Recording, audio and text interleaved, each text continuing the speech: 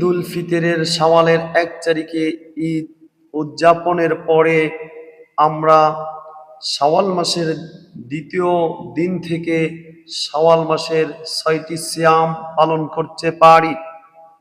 এই সিয়াম পালনের অনেক গুরুত্ব রয়েছে। এ সম্পর্কে পবিত্র কোরআনুল কারীমের মধ্যে মহান আল্লাহ তাআলা স্বেচ্ছায় ভালো কাজ করার ক্ষেত্রে, স্বেচ্ছায় সৎকর্ম, অতিরিক্ত আমল করার ক্ষেত্রে আল্লাহ রাব্বুল আলামিন উৎসাহ প্রদান করেছেন। আল্লাহ রাব্বুল আলামিন কল্যাণ রেখেছেন, মঙ্গল রেখেছেন, সে কথা স্পষ্ট ঘোষণা দিয়েছেন।